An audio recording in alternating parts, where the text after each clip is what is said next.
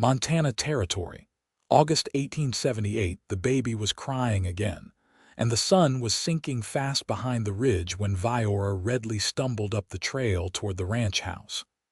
Dust clung to her skirts, and the hem was frayed from miles of walking. Her arms ached from holding her son. She had tried to hush him with soft words and warm lullabies, but he was hungry and she had nothing left to give him. She had not meant to come here. She had planned to pass by the ranch and keep on into the next town, maybe find work in a kitchen or sewing room.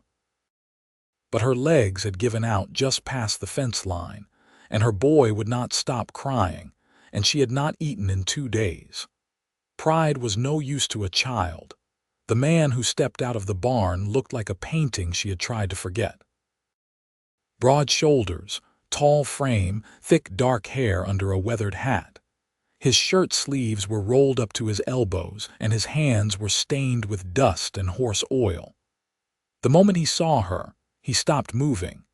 His eyes, gray like a winter sky, locked on hers, then dropped to the child in her arms. "Viora," he asked, voice rough as gravel. She swallowed hard. "Hello, Yates." Yates Holleran stepped forward slowly, his boots crunching on dry grass. "What in God's name?" He looked at the baby again. The silence stretched too long. Viora shifted the child, pressing him tighter to her chest. "I need water," she said. "And food if you can spare it." His jaw clenched. "You have a child." She nodded, too tired for shame. "How old is he?" 18 months. "Where's the father?" "Dead." Yates looked away, eyes scanning the dusk horizon like he might find different answers there. Then he turned and pointed to the porch. "Wait there." She did. She sat on the steps, her boy curled against her, the wood warm beneath her thighs. Yates came back with a tin cup of water and a slice of bread. She fed her son first, breaking off tiny pieces and letting him suck them down between gulps of water. Only after the boy quieted did she take a bite for herself. Yates leaned against the railing, arms crossed. "You should not be here." "I did not have a choice." "I mean this place, this ranch." "I know." He looked at the child again. His expression was unreadable. "You should go." Something in her chest cracked, but she nodded. "All right."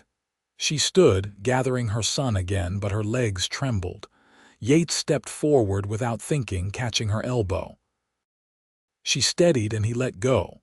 "I am not asking you for anything," she said quietly. "I just needed a moment, that is all." He stared at her for a long breath, then nodded once. "Come back tomorrow, I will have something packed for you, food, a blanket." She nodded and walked away.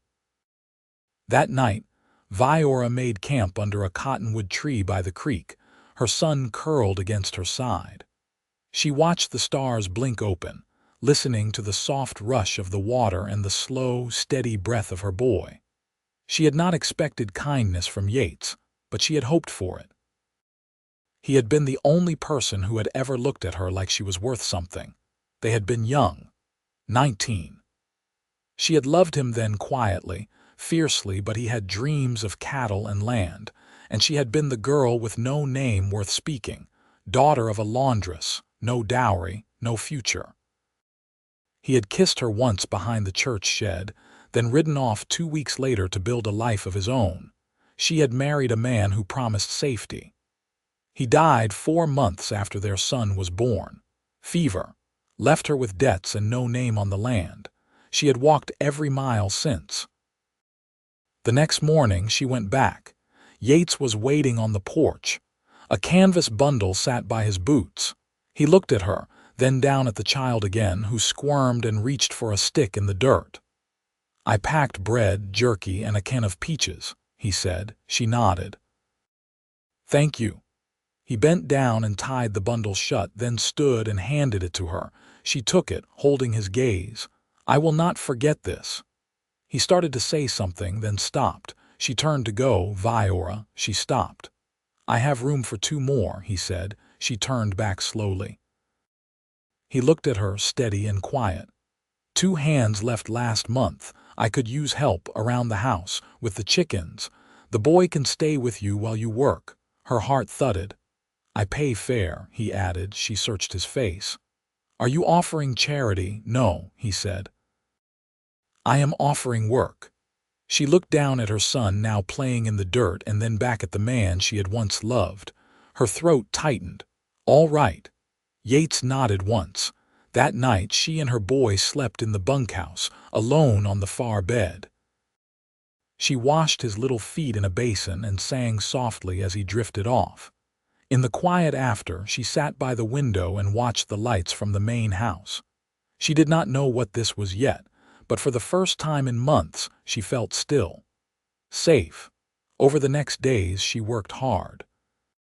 She cleaned out the henhouse, gathered eggs, scrubbed pans and swept floors. Yates kept to himself mostly, quiet and focused. But he always made sure there was extra stew in the pot. He left a small carved horse on the windowsill for her son, who carried it everywhere and called it Mister. One afternoon she found Yates fixing the fence near the west pasture.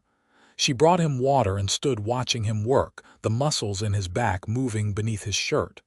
"You built all this," he nodded. 5 years now." She looked out over the land. "It is good land." He glanced at her. "Was not always." She smiled a little, then looked down at her hands. "You came a long way," he said. "I had to." He nodded. "You are not who you were." She met his eyes. "Neither are you." He studied her face. "You are stronger now," her voice caught. "I had to be." He looked at her for a long moment. Then he reached out and touched her hand. Gently, just his fingertips brushing hers. She felt the heat of it all the way through her. Neither of them said anything else. But that night, when she laid down beside her son, her heart was beating different.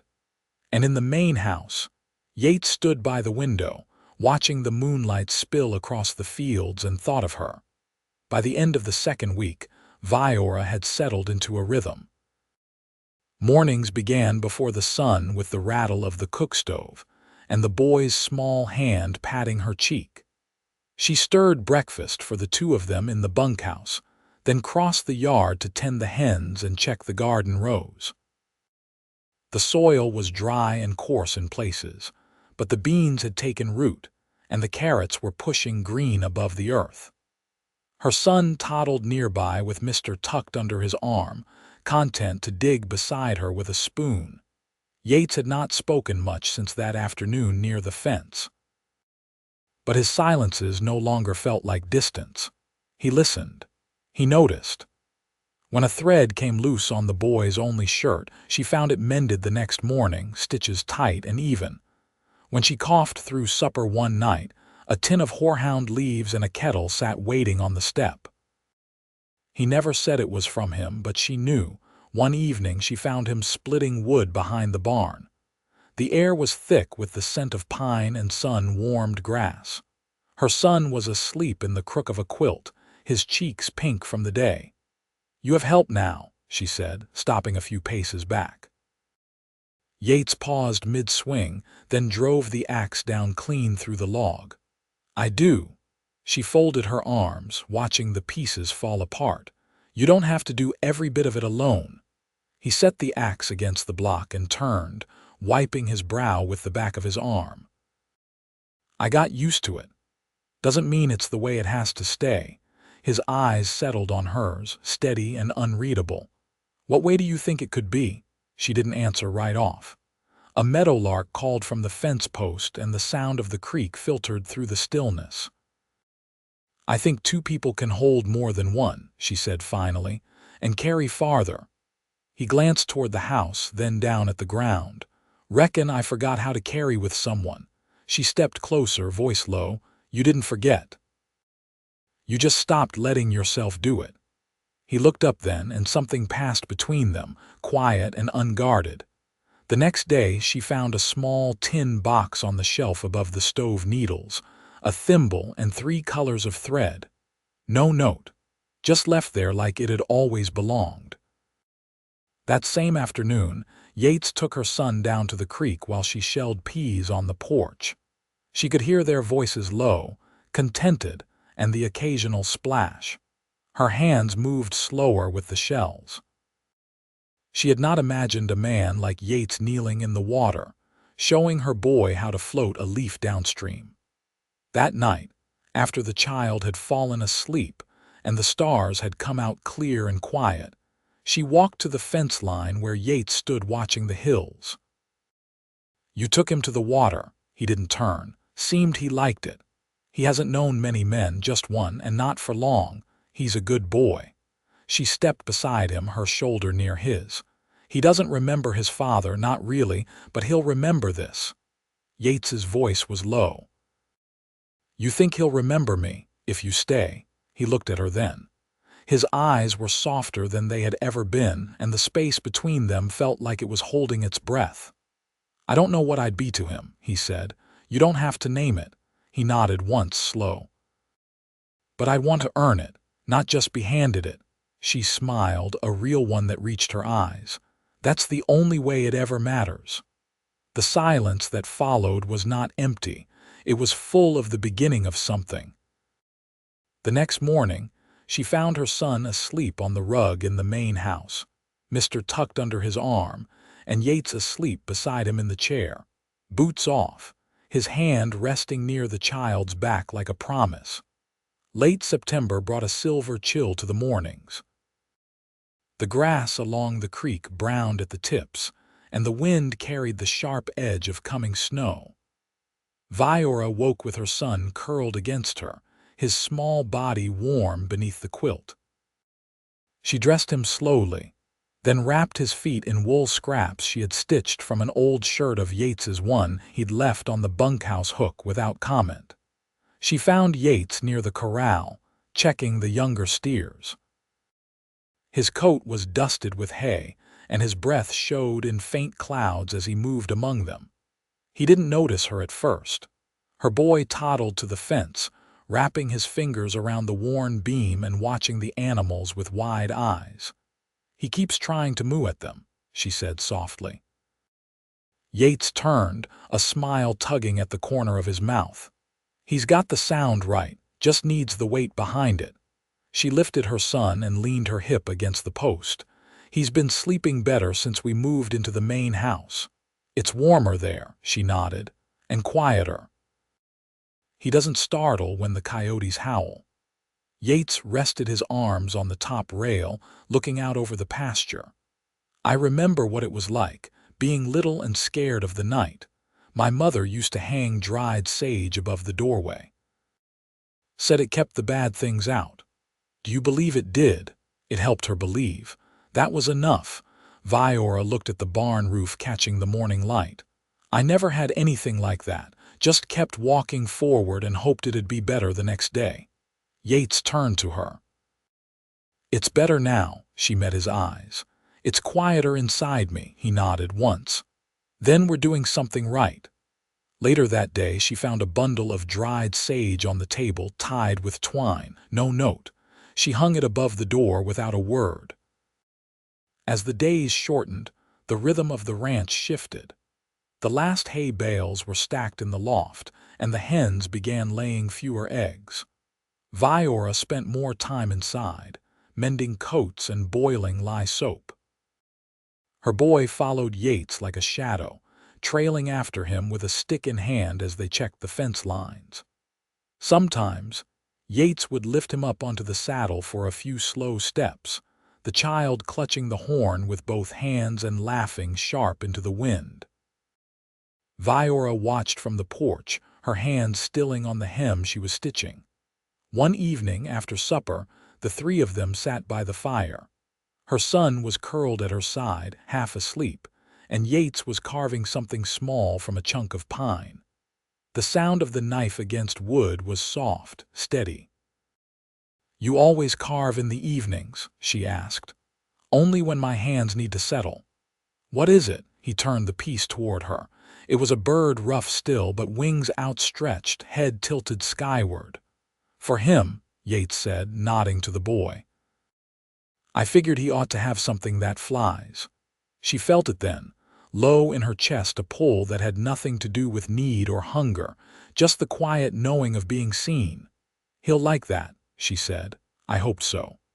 The firelight flickered across his face, softening the lines along his jaw. She watched him work, the tips of his fingers steady even as the flames danced. "You miss it?" she asked suddenly. Being alone, he didn't look up. "I thought I needed it, but no, Viora. I don't miss it." She nodded, and the silence that followed wasn't empty, just full of things not yet spoken. That night, after her son was tucked in, she stepped out onto the porch. The stars were sharp above, and the hills were rimmed with frost. Yates stood near the hitch post, arms crossed, watching the land settle into sleep. "I was afraid to ask for help," she said. He didn't turn. "You didn't ask." She stepped closer. "You offered anyway. I saw something worth holding on to." She stood beside him, her voice low. "I've spent a long time thinking I'd always be passing through, but I don't want to pass through anymore." He turned then, slow, and looked at her in that steady way he had. "Then stay." She nodded, and the wind carried the scent of cedar and early snow between them. He reached out, not rushed, just certain, and his hand found hers. Their fingers folded together like they'd done it 100 times before. Inside, the fire burned low, and her son slept with the bird tucked in his fist. Viora stood in the kitchen, sleeves rolled to her elbows, wrists damp from the bread dough she'd been kneading. The smell of yeast and flour filled the warm air, and outside, the wind had picked up. A storm was coming. She could feel it in her knees, the way the ache settled in and didn't leave. Yates stepped through the back door, brushing snow-dusted mud from his boots. He set his hat on the hook and glanced at the hearth, where her son sat on the floor, stacking smooth stones he'd carried in from the creek last week. "Storm'll be here before nightfall," he said, voice low. She wiped her hands on her apron. "I brought in kindling, but the back window's whistling again. I'll fix it after supper. Shutters loose." She nodded, turning back to shape the dough into rounds. "The boy's been asking to go to town. I think he wants to see other children." Yates leaned against the frame. "You want to take him?" She hesitated. "I haven't been back to Delancey since. Before." He watched her hands work the dough. "You don't have to go, I can take him. Might do him good to see the world beyond this ridge."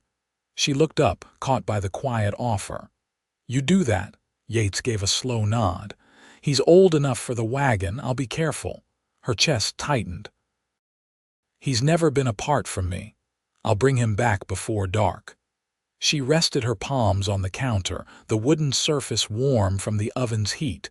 "All right, he'll need his scarf, the red one." Yates bent to the boy. "You want to ride into town with me tomorrow?" The child blinked, then nodded solemnly, clutching a stone in each hand. That night, Viora sat up alone by the fire long after her son had fallen asleep. The wind battered the eaves, and the house answered with quiet groans. She stitched a new hem into one of his shirts, the candle burning low beside her. She wasn't afraid, but the stillness without him beside her tomorrow made her uneasy. She had learned to hold him close by necessity, not sentiment. Morning came gray and sharp. Yates hitched the wagon while she packed a cloth bag with bread, dried apple, and a small tin of sugar. She wrapped her son's hands in wool, then kissed his forehead. "If he grows tired, he'll fall asleep on your shoulder," she said. "He doesn't like sudden noises."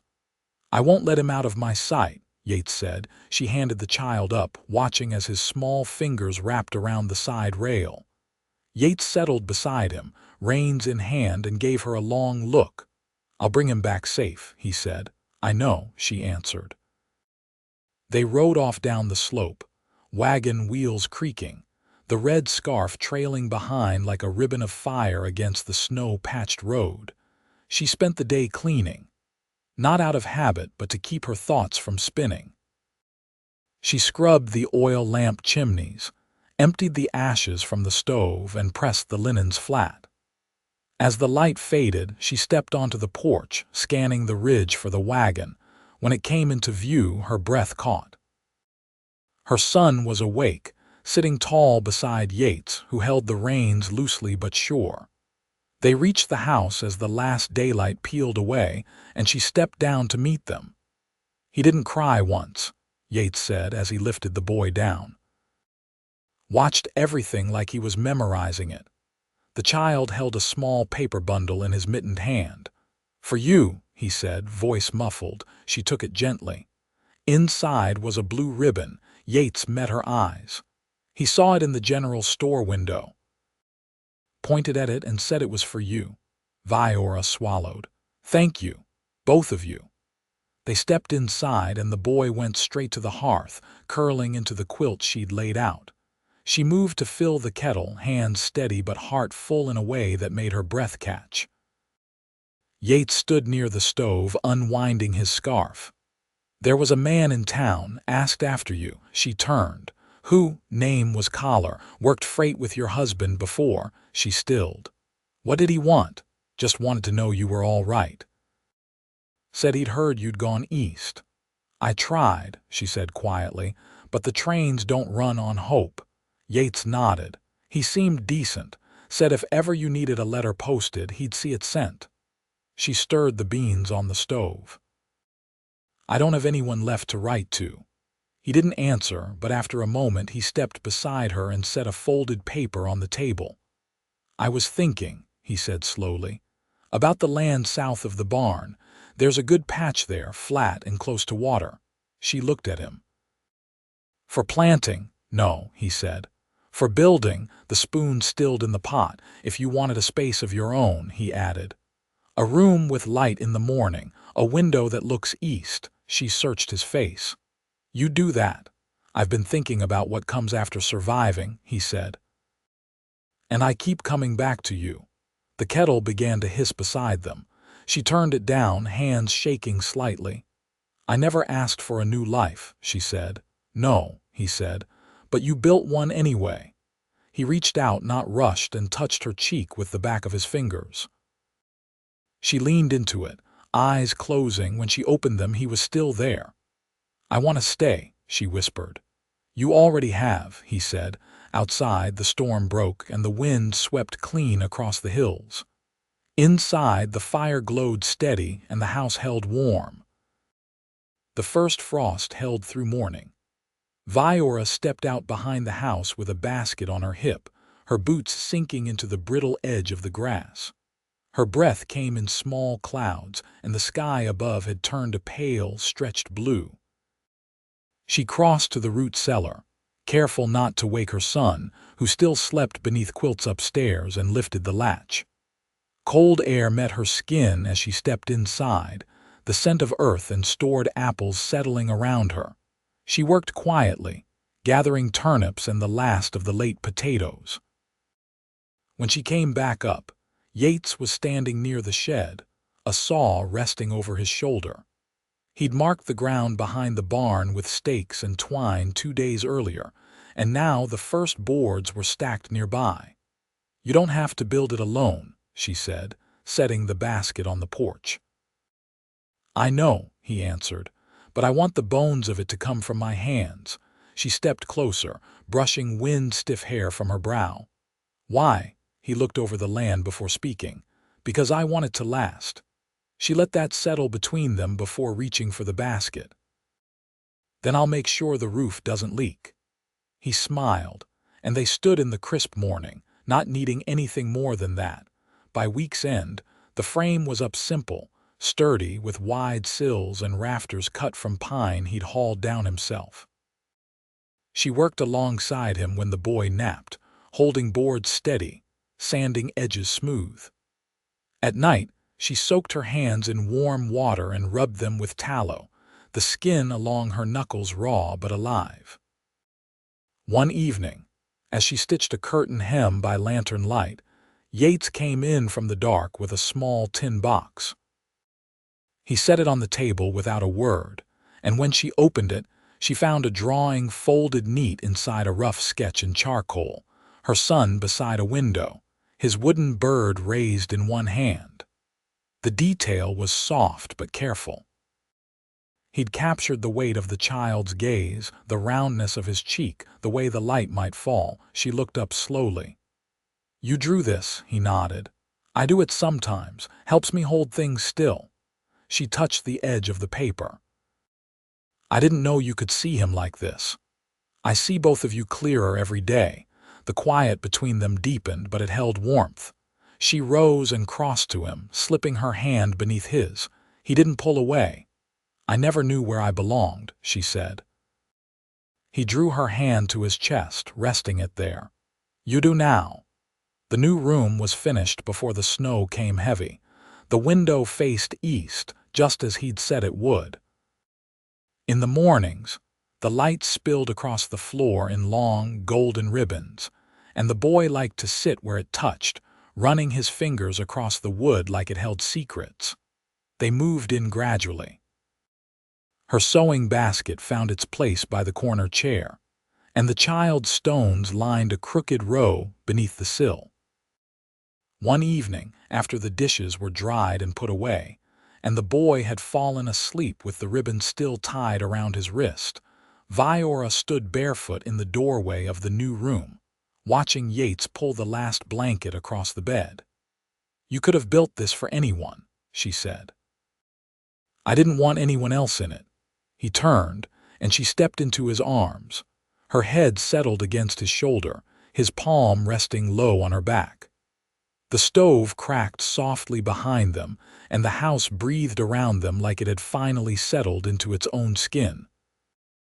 "Everything I was before," she said. "It never fit right, but this." He brushed his lips against her temple. "This is ours." Outside, the wind kicked at the shutters, but inside, the warmth held. They moved together without rush, learning each other's weight and rhythm, the way grief softened when laid in gentle hands. When they laid down together that night, nothing was said aloud, but every breath between them told the truth of it. Spring came slow but sure. The boy grew taller, his voice clearer, his laughter full. He followed Yates into the garden rows, asking questions in bursts, and Viora taught him to sort seeds and fold dough. On Sundays, they rode into town together, the wagon filled with eggs and a loaf of brown bread. Folks stopped and nodded, but no one asked questions that didn't have answers. Yates built a second chair for the porch, and Viora planted chamomile beside the steps. They read by lamplight when the days ran long and talked in the hush before dawn. He told her once he'd never meant to be anyone's answer. But every time she looked at him, he felt less like a man who had been waiting and more like one who had finally arrived. One afternoon, with the boy chasing chickens near the coop and the sun high above the ridge, Yates took Viora's hand and led her down the slope to the bend in the creek. The same place where she'd first stopped to rest when she arrived. He knelt in the grass, not with pomp but with quiet certainty, and held out a simple gold band.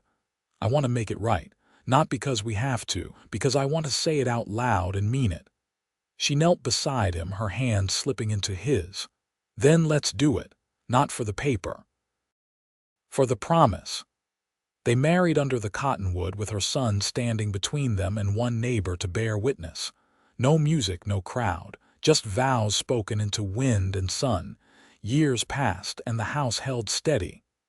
The boy grew strong, his shoulders broad like Yates's, his hands sure. He carved birds from pine and taught his younger cousins to ride. Viora taught reading at the church when the winters were mild, and Yates worked the land with steadier breath. They grew old not in haste, but in rhythm. Wrinkles came, and the fence needed mending more often, but nothing frayed that hadn't been weathered already. And always they came back to each other at day's end, hands full of work, hearts full of peace. It was not the life she'd imagined. It was better.